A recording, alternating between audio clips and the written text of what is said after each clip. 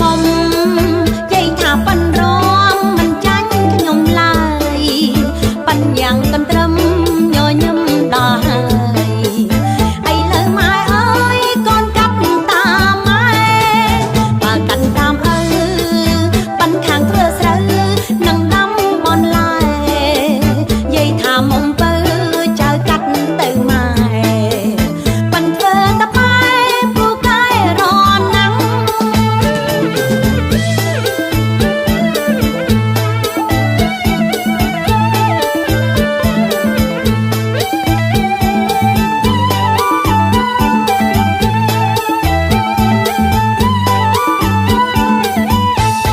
រំដល់យប់ជ្រៅទៅកូនទៅផ្ទះ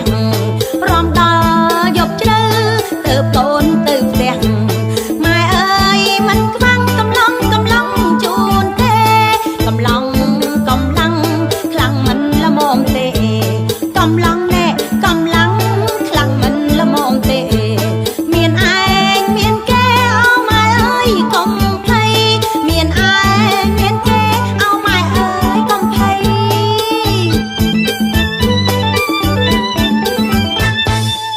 កាលម៉ែក៏មុំយាយថាប៉ិនរំមិនចាញ់ខ្ញុំឡើយប៉ិនញ៉ាំងកន្ទ្រឹមញញឹមដល់ហើយឥឡូវម៉ែអើយកូនកាប់តាមម៉ែបើកាត់តាមឪប៉ិនខាងធ្វើស្រូវនឹងដាំបនឡាយយាយថាមុំពើចៅកាត់ទៅម៉ែប៉ិនធ្វើតែម៉ែពូកែរណាំង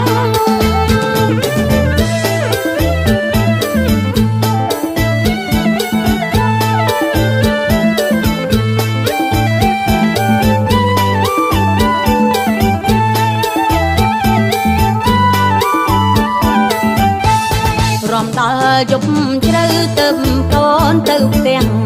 រំដល់យប់ជ្រៅទៅកូនទៅផ្ទះ